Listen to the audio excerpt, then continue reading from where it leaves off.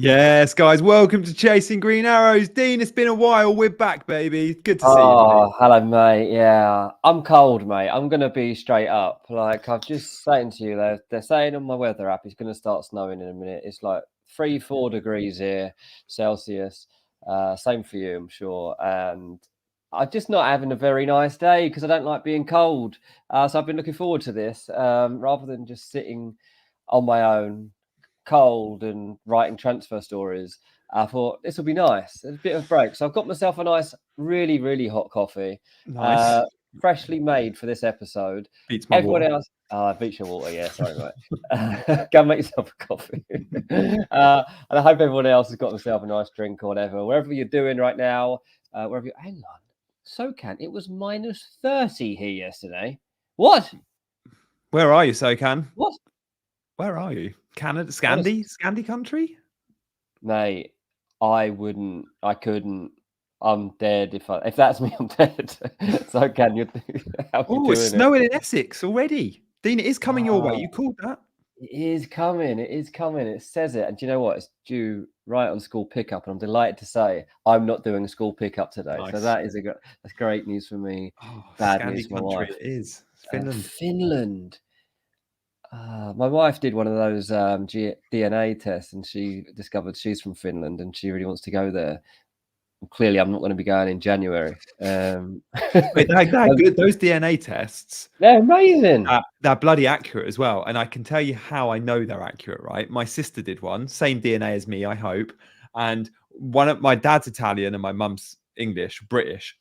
My sister came back with 50% is all the British stuff you'd expect with some French and German influence, whatever. Yeah. My dad's 50%.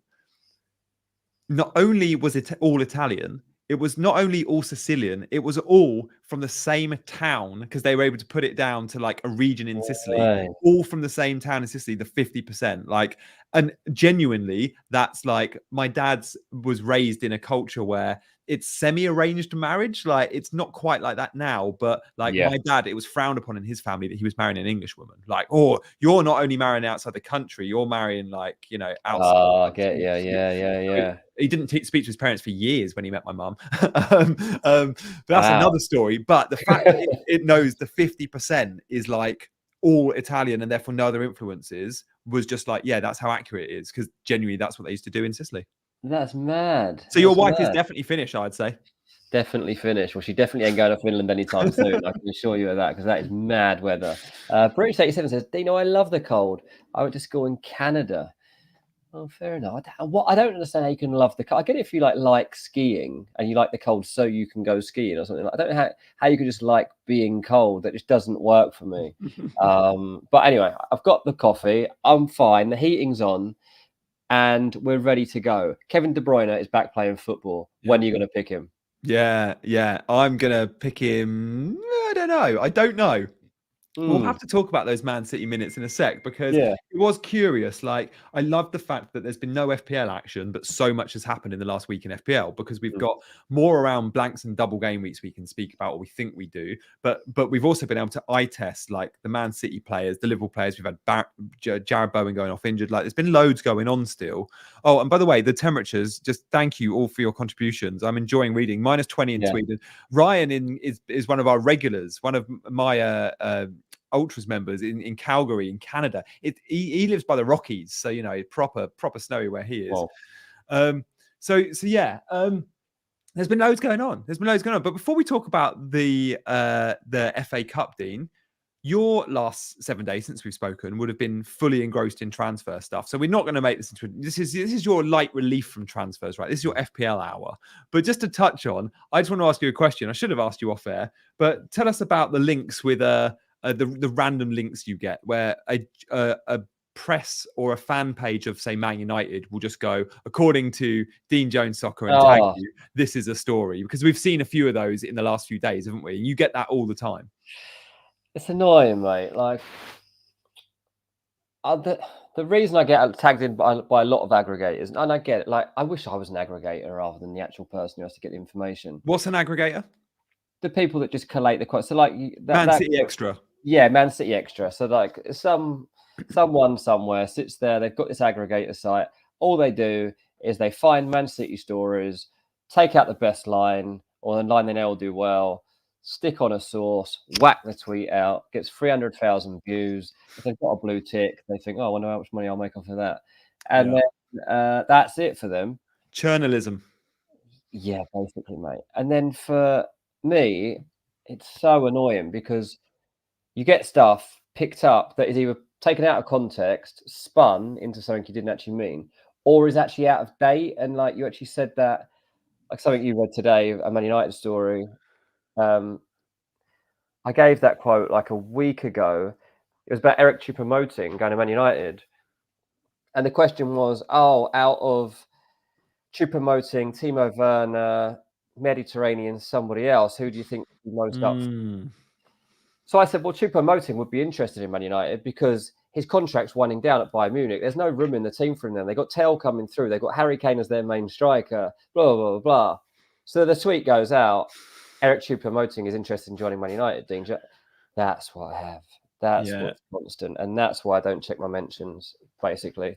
Because I don't care what people say. It just annoys me because, one, I see it's wrong. And two, I see how many hits they're getting for it. Yeah. I should have set up an aggregator site a long time ago because I know all the best journalists and I should have just been like ahead of the game and just had some anonymous account where I just do all this transfer stuff. But never mind. I missed the boat. And this is where I think that, mate. I always think I missed the boat with my FPL YouTube page. But what I'd say is you've never missed a boat. You can always start. Like, I started 5 years too late, and like my channel's not even a year old. But you've still got to start somewhere. Look, we're both doing fine. Like that's we can't complain. We can't complain. We've got a nice channel here. Dean, have you seen Timo Werner in your local shops yet? I'd be surprised if he lives anywhere near me if he's joining Tottenham. He might want to move back to his old house. Tottenham's training. Yeah, your Chelsea territory. His old house would probably be about 20 minutes from here. I'm guessing he ain't going to be living in Cobham if he's playing for Tottenham because that is a hell of a drive every morning. Infield, isn't it? Never know. You never know. But Timo Werner is a good signing. He's a good signing for that manager in that team, isn't he? Yeah, it's right. I think that it's all fine. A lot of people putting it down, but I think most of them are probably Chelsea fans or just people that don't rate Timo Werner, basically. But I think that Timo Werner is a good footballer, and just the personable type of person that will get something from him and actually chat to him and be nice to him and won't dress him up in the media to be anything he's not, won't slate him, won't play him up too much. FPL price for Werner, says Leo. We should poll that. We could do a poll for that. I reckon, should we go higher or lower than 8 million? 7.5? 8? I'm going to say 7. Yeah, he's going to be lower than 8, surely. Well, are we saying he's a mid or we have to say he's a striker? Because he was, even though he was a striker, wasn't he? So let's say he's a striker. Let's go lower or higher than 7.5. Yeah. And while that's being dressed up there, just confirmation that Fabio Carvalho leaving Liverpool to go to Hull City. Oh, well, he couldn't get a game out on loan, could he? Where was he? Leipzig or somewhere like that? That's a terrible. That's not a good move. I thought he might go to a Premier League. Go back to Fulham on loan, or go to. He was offered Wolves, I think, briefly. Southampton were in for him. Southampton would be a good move. Don't play under Russell Martin. And if you get Premier League football, then you stay there for next season. He's made some bad decisions. His decision to leave Fulham permanently was a bad one. His decision to go to Leipzig was a bad one. And now I honestly think going to Hull is going to be a bad one. Great move for Hull, says Hull developed Bowen and Lewis Potter, says Mark Nash. And also, don't forget Andy Robertson and Maguire were also Hull boys at one stage. Yeah, maybe I'm being too harsh. I don't think you are. No. I just can't believe that that's what Fabio Carvalho is doing at this stage of his career. Like, he left Fulham because he said he was too good for the Championship, basically. He thought he was too good for it. That was 2 years ago now. Downhill. And now he's back in the Championship with a team not as good as Fulham were in the first place. So very weird, very weird. Yeah, British 87 says, so Gianni and Deanley finally meet up next week for the Green Arrow Derby. Of course, yeah, Chelsea versus Fulham. We'll talk more about next week's fixtures. By the way, just so you guys are aware, the game week deadline has moved to Friday, which does actually have a few ramifications because the Saturday schedule, by the way, it's like a 10-day long game week. It's the longest game week ever. It's going to be painful. The second game of the game week was forecast to be Man City on the 5:30 game on the Saturday. Yeah. Knowing the FPL deadline was 11 a.m., there was a chance we were going to get some City team leaks. There was a chance someone out there was going to tell us as an ITK account that Haaland starts, or that Haaland's in the squad, or that KDB starts, or that Doku starts. Now the deadline is Friday at 6:15. I would be very surprised if we get a leak 24 hours before City are about to play. We may have done 6-7 hours before.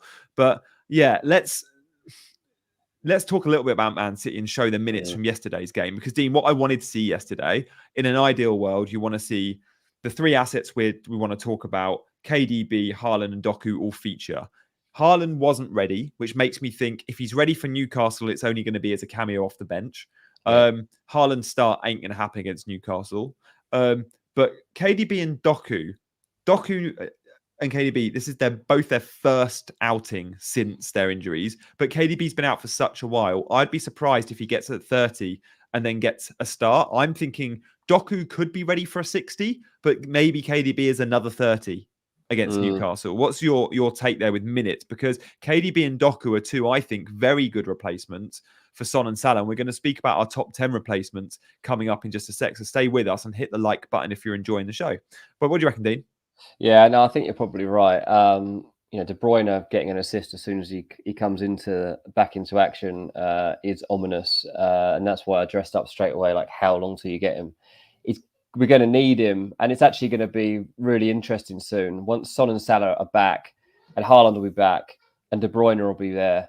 That is a proper decision that's going to split the masses, and suddenly we are going to have dilemmas that decide which way our campaigns are going to go in this game, depending who you're willing to back. I've got to admit, I think I'll be jumping on the De Bruyne-Haaland partnership. Oh, I like that. He did look good. Mate? Do you remember how good that was?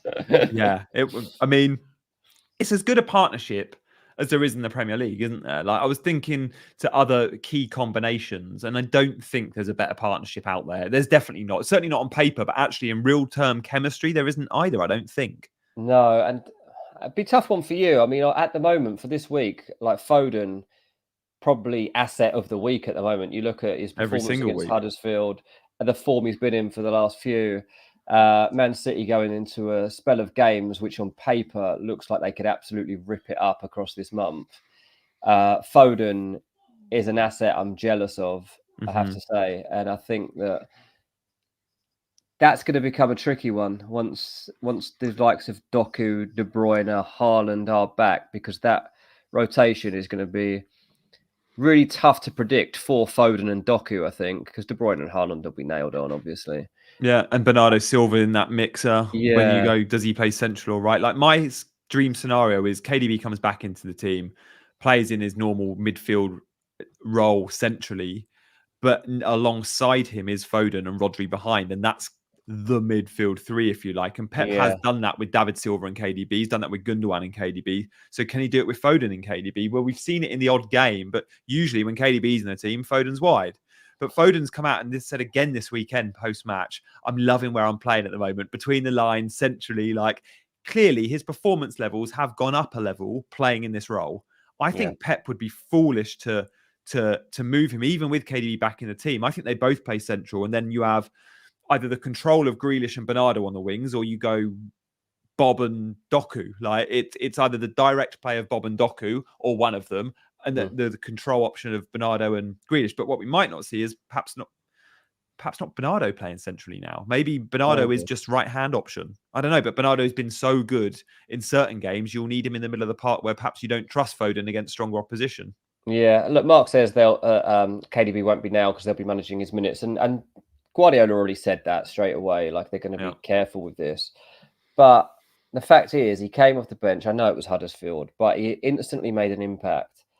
And same for this Newcastle game. I know Newcastle had a convincing 3-0 win at the weekend, but what do we read into that?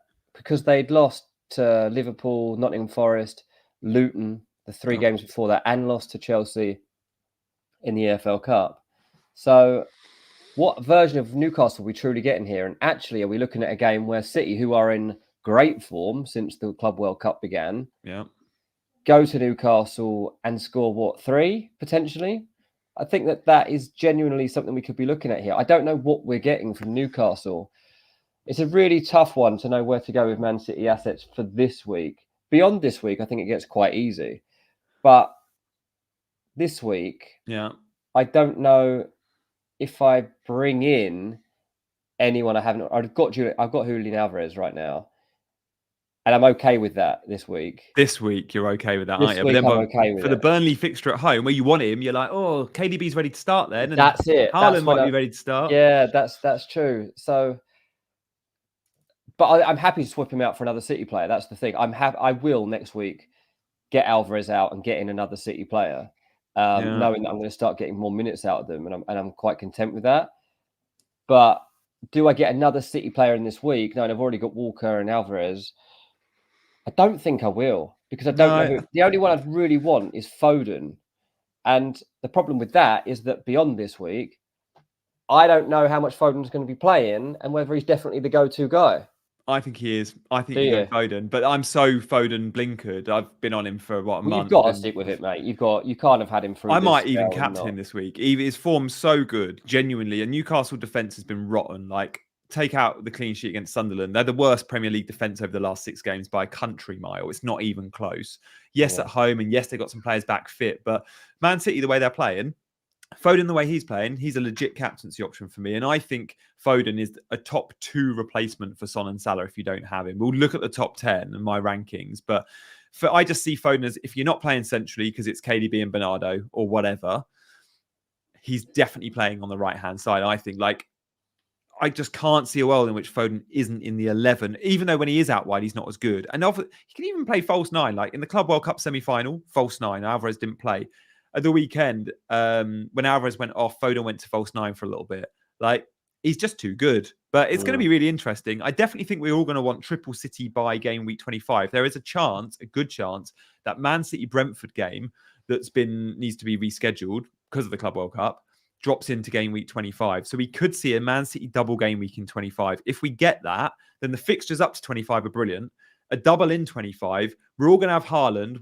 Many will have Foden, and then do you go for a Doku or a KDB or a Walker for some clean sheet points? It's going to be really interesting. But it is.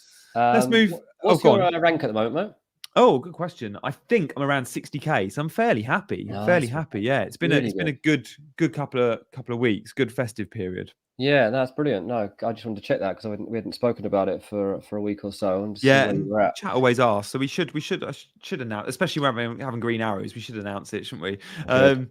Good to see so many new faces in the chat. Nuclear Atoms is in the chat. Nuclear, just wanted to give a shout out. Nuclear featured CGA in his latest YouTube video as the top 4 live videos out there. So Nuclear Atoms, big shout out, guys. Number 1. Oh yeah, go on.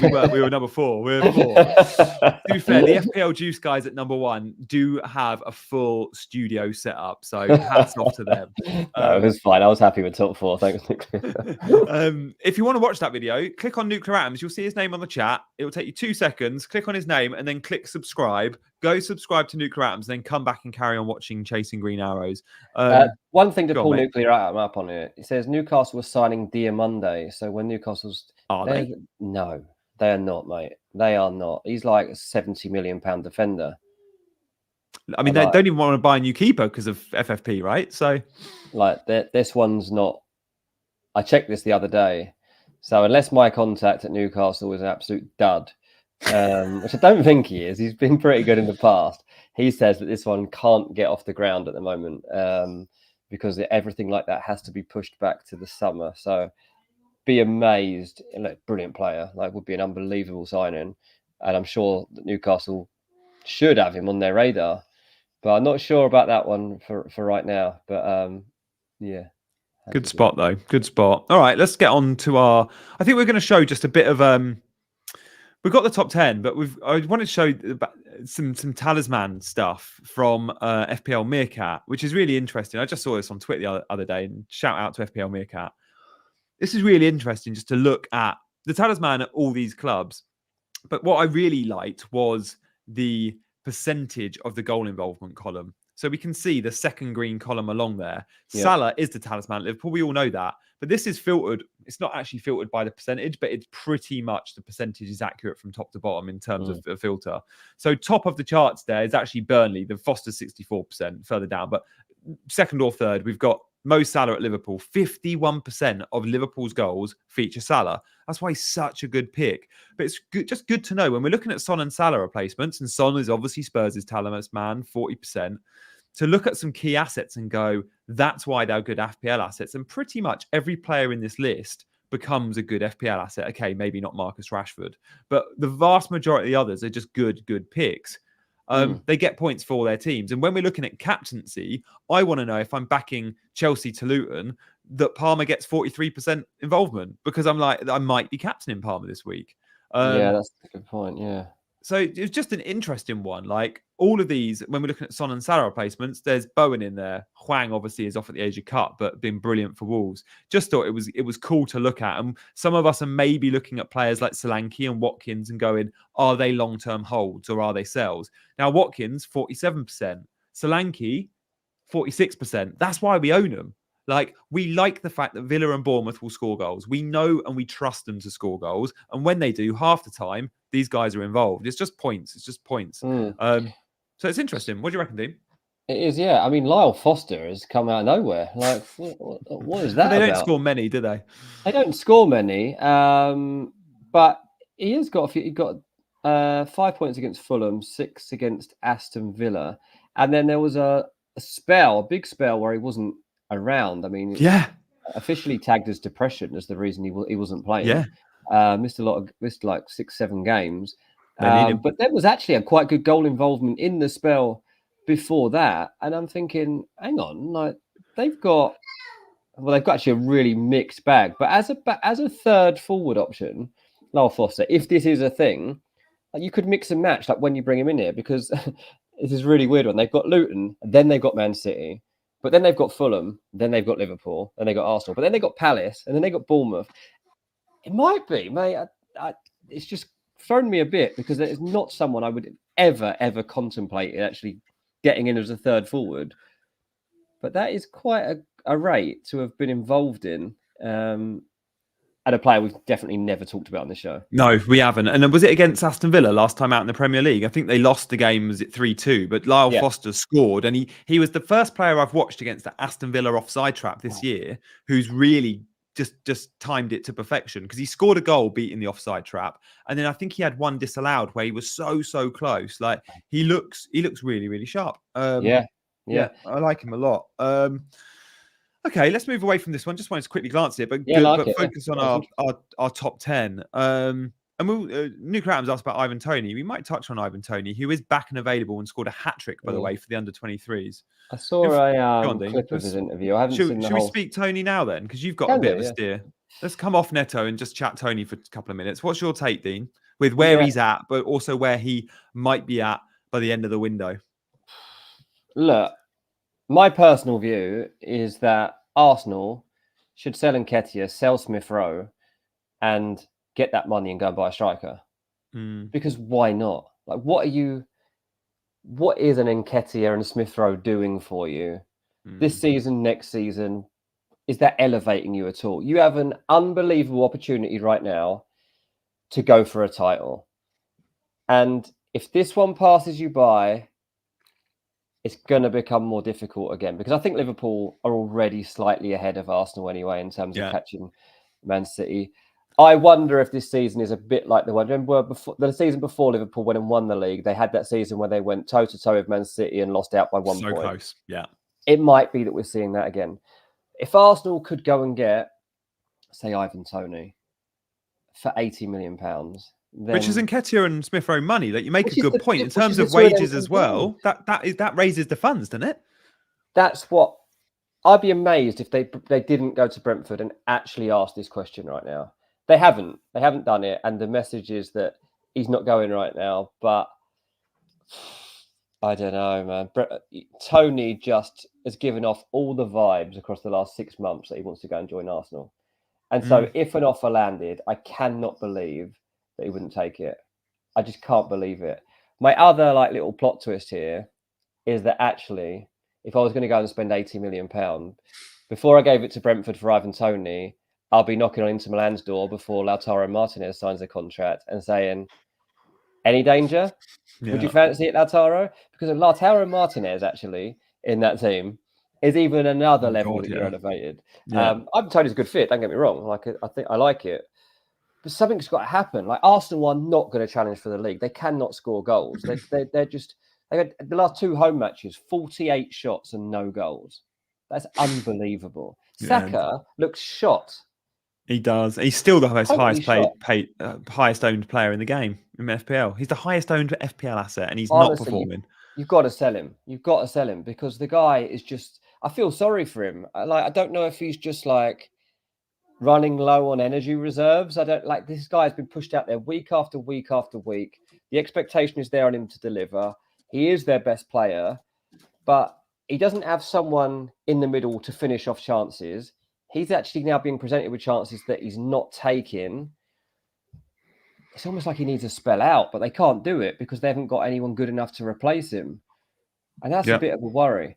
So it's a really strange one. But going back to Ivan Toney, 80 million, 90 million, whatever it is, huge money, isn't it, to sign somebody like? But his Premier League goal scoring record is legit. It's legit. Playing for the team he's been playing at, it's really good. So I need to sit and watch the actual full interview of Ivan Toney. I've seen bits of it. It was done with Darren Lewis, who was actually a friend of mine. I worked with him a long time ago. So that'll be a good interview, I'm sure. But let's wait and see if they can do anything. As it stands right now, the message out of Arsenal is they just can't afford to sign a striker. And actually, even a weird plot twist, someone told me the other day that they might even sign a different type of forward rather than a striker. So they've got that in Gabby Jesus. Pedro Neto is somebody they really I love Neto. They really like him. I don't think they get him out of Wolves right now, but there is also this temptation to go for a player like that. Interesting one. I'm loving the chat as well. Mark says about how Osimhen will be more than 80. Definitely will be. Lautaro's not leaving Inter anytime soon. He loves it there. Although sorry state of affairs that Inter probably need the money more than Brentford in terms of selling. That's why I would do it if I was Arsenal. I'd just go and test the water. Yeah. Remember, Inter sell one big asset each year. We saw it with Hakimi, Lukaku, Brozovic, and Nana. They're off there every 6 months or 12 months. They will happily offload a big name. They need to, unfortunately. All right, let's move on to our top 10 Salah and Son replacements. Guys, I'm loving the input in the chat.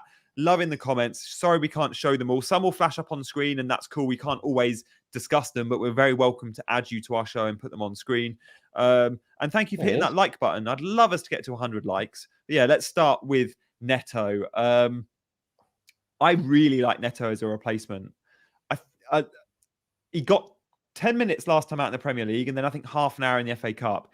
Again, we could see a 60 against Brighton, and then he's ready for 90 versus Man United. But his assist record at the start of the season was something like he returned, or his goal involvement record was something like he returned 7 of the first 8 games.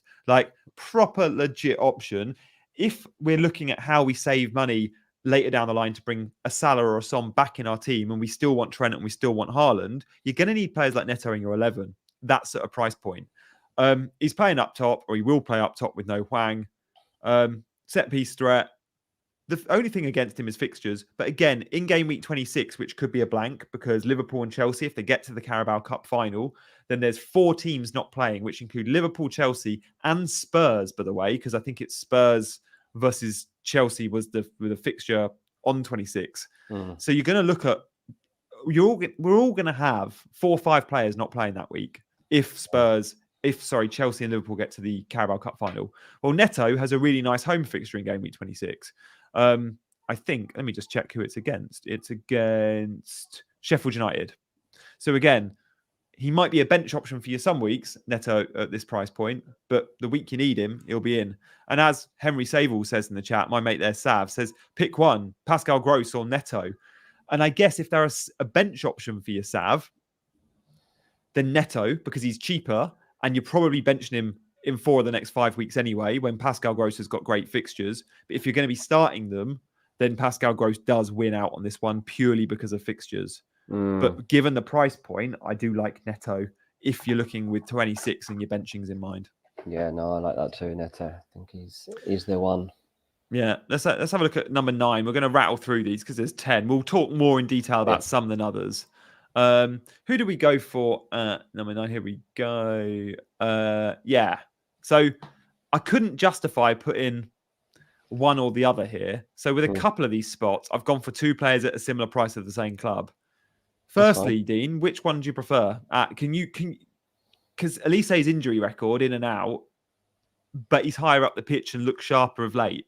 Yeah, that's the thing, isn't it? It's recency bias here, because at another spell in the season, I definitely would have gone the other way around here, but Elise is the one I'll be taking right now.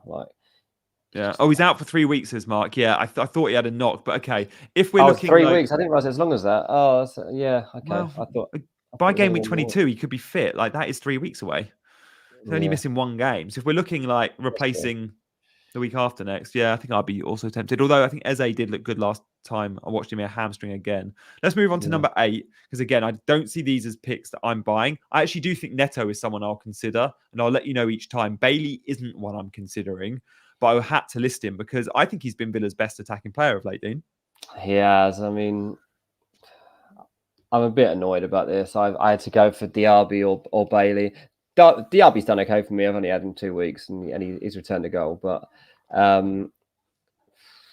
Leon Bailey, I just don't trust him. I've said it a million times, and that's because historically he's not a player that you can rely on. But I've got to start accepting that we're seeing a different version of Leon Bailey now, and it is a much improved version in terms of regularly putting out the type of performance that we know he's capable of. So I'm still going to stay away from him for now, but this is actually quite a nice differential because Villa's form is good and his is very good.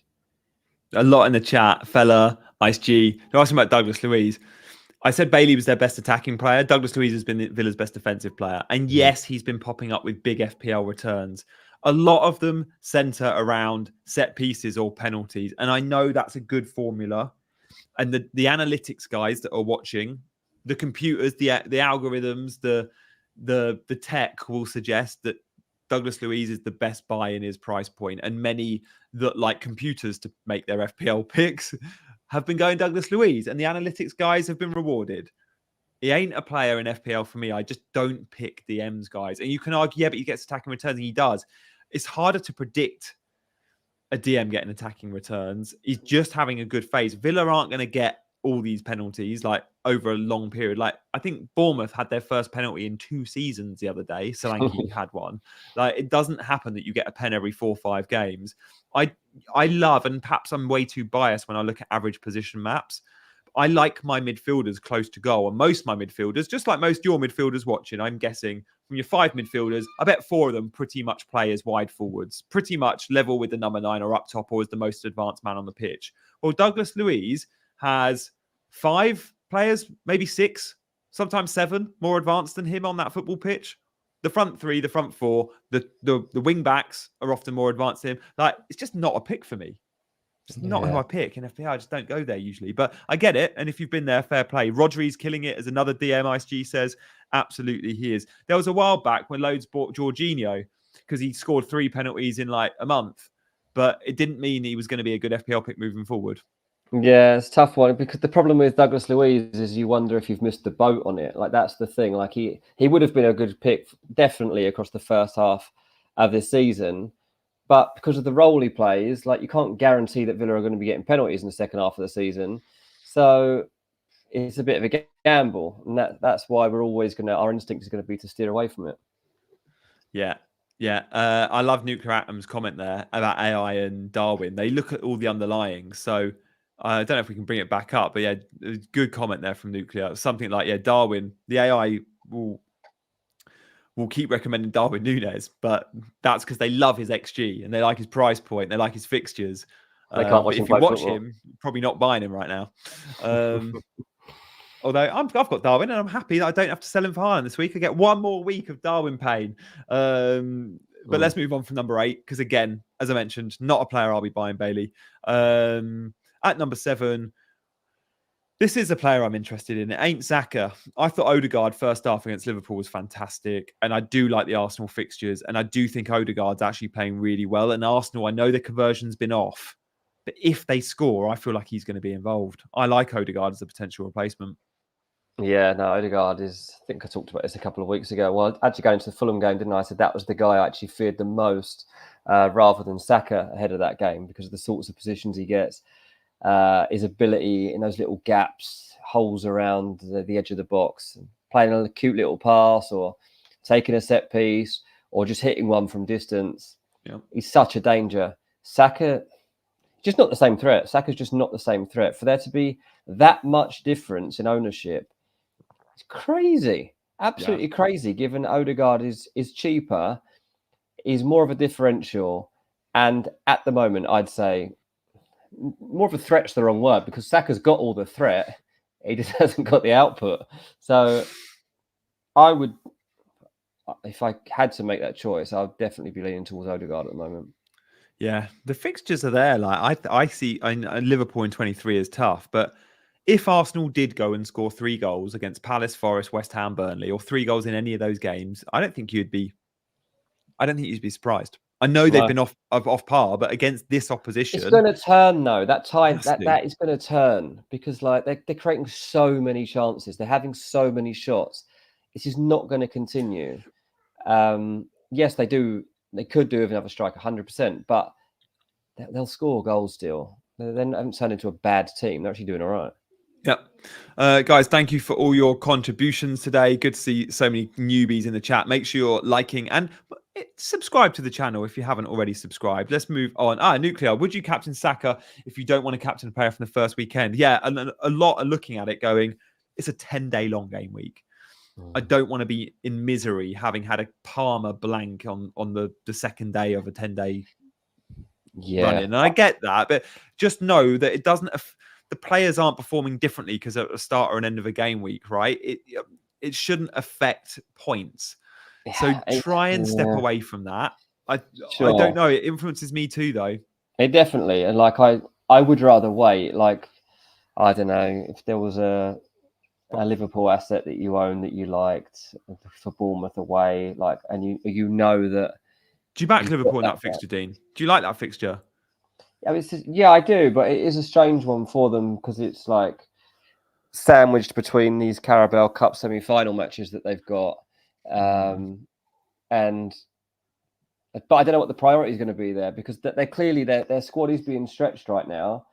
I personally hope they do rest some players for the Carabao Cup and give us half a chance, but they're not going to take their foot off the gas in the Premier League, are they? There's no way. So yeah, I do think that Bournemouth away is a nice fixture for Liverpool. Don't know who my pick would be though. Well, I think my pick is Jota because he still hasn't started. Jota's had about 3 cameos now at 30 minutes, including it against Arsenal. And every time he comes on, he creates and scores or assists. He was again brilliant. I think he gets 60 against Fulham and then starts again against Bournemouth. But I don't know. I think the minutes against Fulham will be quite important because if you see Darwin starting against Fulham, and then I'd question, will he start against Bournemouth as well? Like he will start against us for sure, like he always does. Oh Christ, the Bournemouth game's on Sunday the 21st of Jan. So it's not this weekend, it's the weekend after. Next week, Oh, so actually they've got enough rest. They'll play Fulham twice got loads and then of rest, Bournemouth. And they play Fulham on the 24th. So they play Fulham 3 days after this Bournemouth game. So there's there's a game on the 10th of Jan. So loads of rest. This Wednesday they play against Fulham. And then the next game is the 21st. They've got 10-day rest then. They're going overseas probably for some warm weather training, are they? I imagine. I haven't checked actually on Liverpool. Obviously, a lot of teams are off to places this week. But that's when their gap kicks in. Right. And then they very quick succession. Bournemouth away, Fulham away. Both very important fixtures for him. Oh, God. We're going to be watching those for that Fulham game after the deadline, after the FPL deadline, the second game, going, please don't get injured. Yeah. It's snowing, by the way, here. Is it? It started, yeah, because snow's coming. My kids are going to be beyond themselves. Also, if we go on captaincy picks, 21st of January, Sheffield United, West Ham, Bowen is pick. Yeah, Bowen. But what if he's not fit? He will be, mate. This is ages away. It wasn't, and it's Jarrod Bowen. He doesn't miss games. No, and certainly not one that's in like almost 2 weeks. Like, how far away is it? 10 days? No, longer than that. Longer. Days. Yeah, but you see him get hobbling off the pitch. He needed help to get off the pitch yesterday. I know. We'll see if there's any update. I mean, I saw a little update. Tell us, Jack. Yeah, I saw a bit talking about Paqueta, and Moyes did seem genuinely quite upset about Paqueta getting another problem. Okay. So, Jota, are you tempted by this one? Because I am. I'm tempted. I'm actually even tempted by Luis Diaz after yesterday, but I do think I prefer Jota to Diaz. I'm not going back to Luis Diaz because I had nothing for me. But Jota, Jota could tempt me definitely. As now that Salah's gone, I've still got Salah and Son. I haven't switched them out yet, so got to contemplate what I do there. Definitely, like BKG says there. He's the guy, mate. He unlocks things. Like he's so smart. I loved watching Jota, and not only does he create things, he is a finisher. You get him into those positions in the back line, and he will finish them.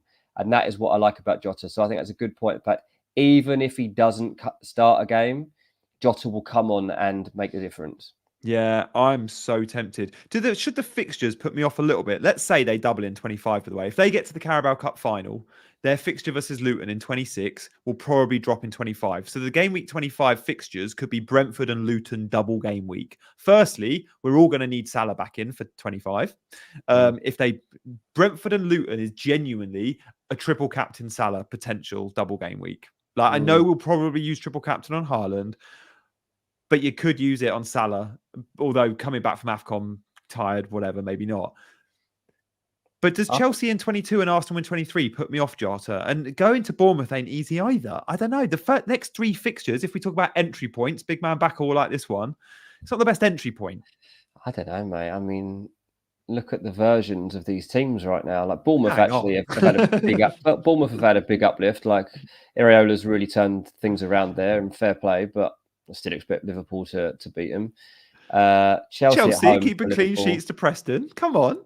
Yep. So Liverpool win that one 2-0.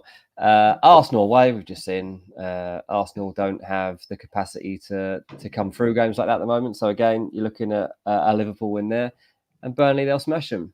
Then Brentford and Luton looks like a really nice run to me. Maybe I do have to buy Jota. I am Jota and Odegaard and Neto. I like those three names. Yeah. So far on this list for my two replacements. I'm probably having to sell Son and Salah, by the way. All right, let's move on to number 5. Guys, thank you for your chat as well. Colm says Kuna, Jimenez, Pedro, or even a short-term Broja for third striker. Broja, by the way, is 4.9, and Kunku's out for 3 weeks. Jackson's at AFCON. Broja is going to start every game, and the fixtures are there. I think if you can spend extra on João Pedro, though, the Brighton fixtures are insane. That's why so many are looking at Pascal Gross. Brighton are top of the ticker. I'd go João Pedro over Broja for me. What about these two? Because Werner signing, for me, rules them both. Certainly rules Johnson out, but maybe rules Richarlison out as well.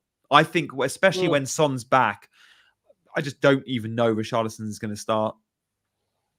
No, I mean, it's going to be tricky. I mean, Werner won't start the Man United game, you wouldn't have thought. I mean, if he comes in to start training, say he starts training tomorrow, best case, right?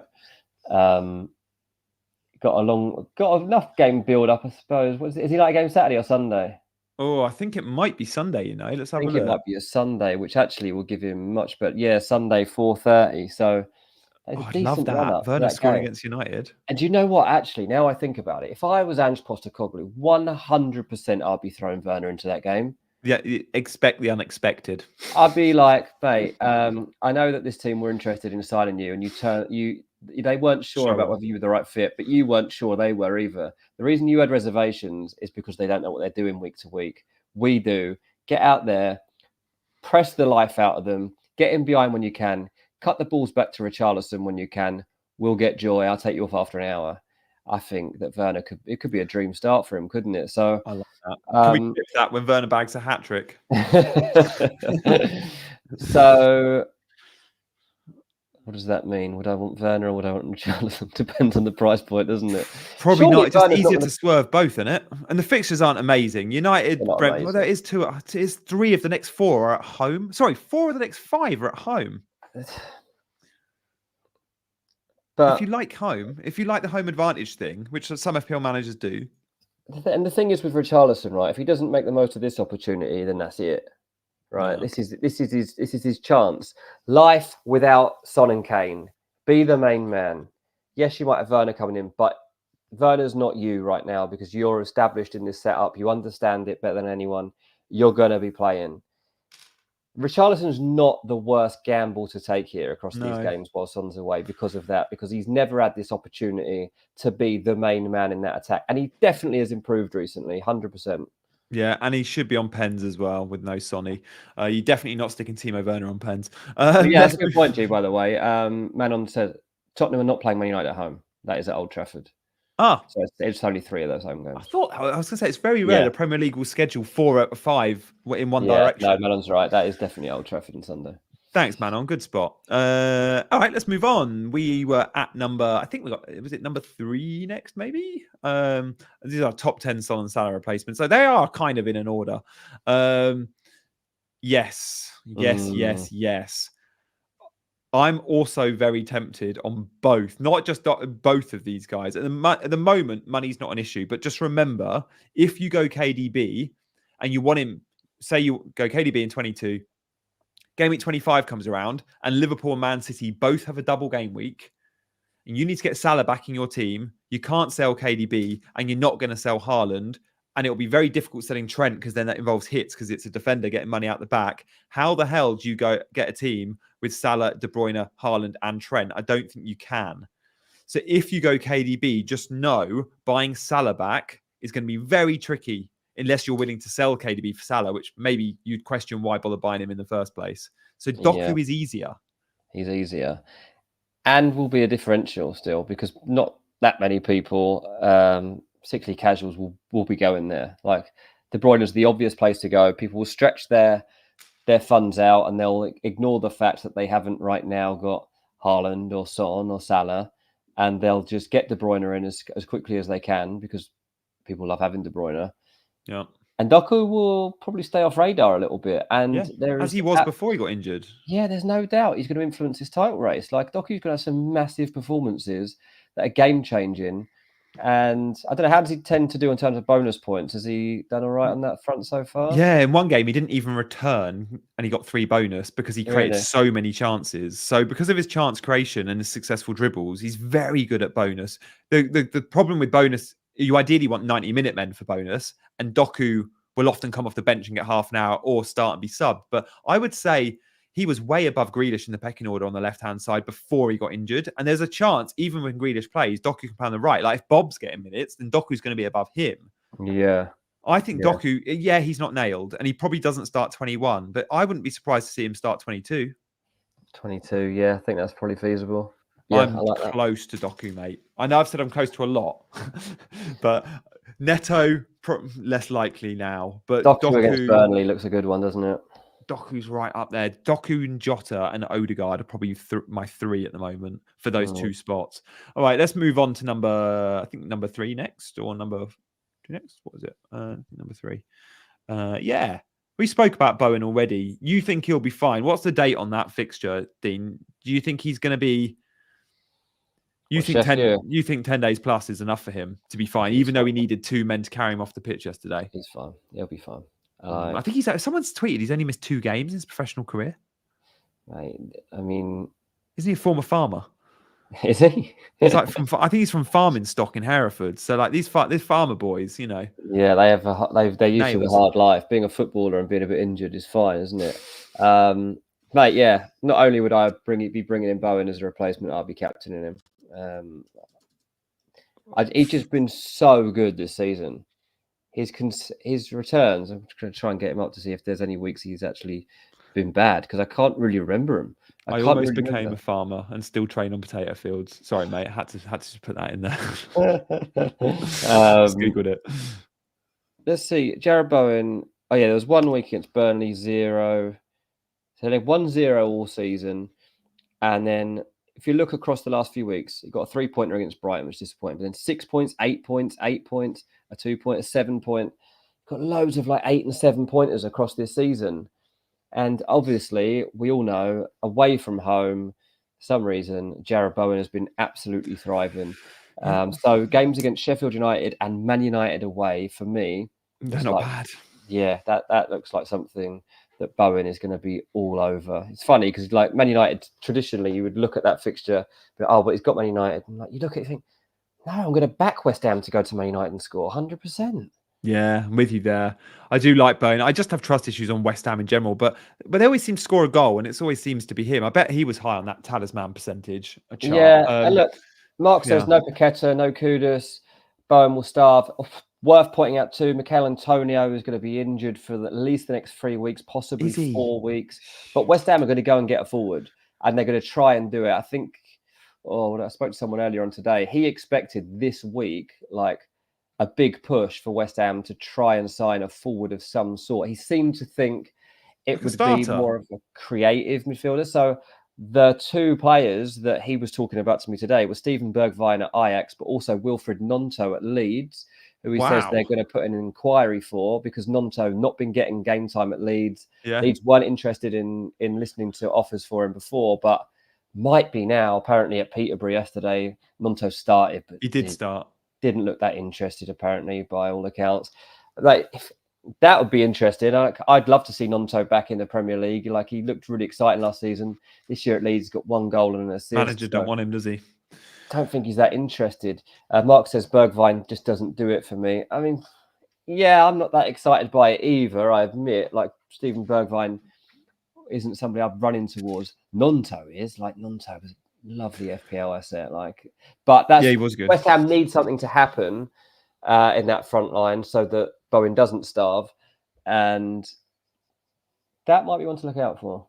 Yeah, interesting. That it surprises me that he's still got Cornet there, who doesn't get off the bench and is like leaving, he's not even gone to AFCON. Like, he can't even. Is he Ivorian? He can't even get in the Ivory squad. He's got to be squad now because it's like Moyes hates him. He's had bad. He's had some bad moments with forwards, David Moyes. He's very specific over the types of Scamacca, like, if you don't suit him and you're done. You're done, yeah. Yeah. Ings to Wolves, by the way.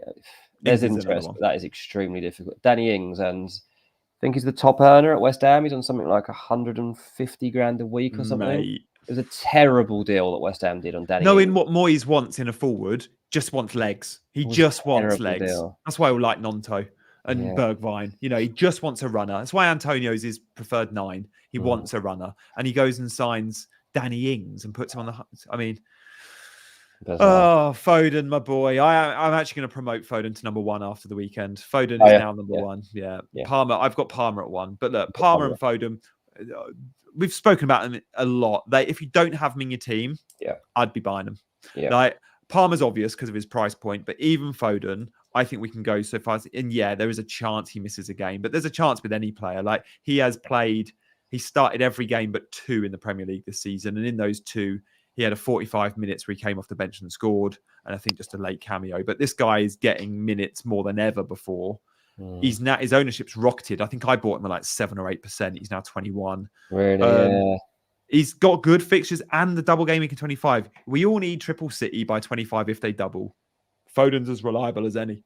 Yeah, no, 100%. And Cole Palmer, like, what is he now? It's up to 5.3. What did he start off at? I think he only started at 5, which is mental. He should be, unless he maybe started at 4.5. I'm going to check. I think he started at 5, which is crazy. 5.6 now. Sorry, it's 5.6 now. Yeah, so he dipped to 4.9 at one point. Yeah, because he weren't playing, was he? No, I think that's when I got him at 4.9. It's crazy. That is 5.6. And a decent run of games, isn't it? Like, really, like, I know it's got Liverpool, Man City in there, but the thing is, if Chelsea are going to score in those games, Cole Palmer, he's 50% likely according to that chart. I mean, now you can throw Nkunku into the mix as as somebody you might fancy. But Nicholas Jackson not being there might be helpful. We'll have to wait and see. But Cole Palmer and Foden, definite options for us all to be looking at. As I say, Foden, I'm just put off a little bit by the fact that they've got all these players coming back, and I'm not 100% sure that he'll stay in the mix, but you're probably right. And because of his form, he's going to be impossible to ignore. Yeah, maybe. And look, Palmer, when he first got in the Chelsea team, he wasn't nailed by any stretch, but he's completely played his way into being a 90-minute man, and Foden's done similar. And I watched Palmer against Luton. I'm like, oh, those goals are just lush. 100%. Like, that's what Chelsea need. Yeah, Brian Oscar says Foden for captain against Newcastle. What do you think? And you think that's tempting, don't you? I do. I am genuinely tempted by that because I know Newcastle at home are tough, but they have been poor. And it's just the Man City form. Like, Man City are back at a point where you go, I think they can score 4 goals in any given game. And at times this season, they weren't at that stage. They weren't looking like a 4-goal team. Well, now, since the Club World Cup, they then had a good win against Everton. They've had a couple of good Premier League wins, again against Huddersfield with the 5.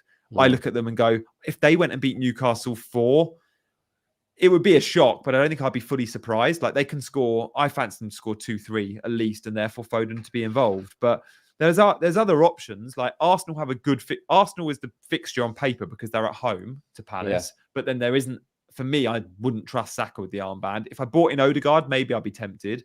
And then Liverpool go to Bournemouth. And I think whilst I back Liverpool to win that, and they've been amazing in attack, I really rate Bournemouth. So if I owned a Darwin or a Jota, would I captain them? Maybe, but I don't think so, especially with the game against Fulham where they could get injured anyway. Yeah, so, it's a really tough call this week, I think, on that front. Palmer's an option against Luton at home, by the way. Just throwing Palmer's name into the captaincy mix. Yeah. But yeah, guys, thank you so much for watching. We'll be back with Big Man on Wednesday. Me and Dean will be back on Friday. Guys, before you leave, likes and subscribes are so welcome. If you've enjoyed this style of show as well, this style of show was a ranking. This style of show involved lots more graphics than we usually do. Then let us know. If you prefer the loose off the cuff chat when we're on screen like this without the graphics as well, let us know. Don't put it in the chat now because we won't see it. Put it in the comments to the video. So guys, thank you so much for watching. We'll see you next time. Bye-bye.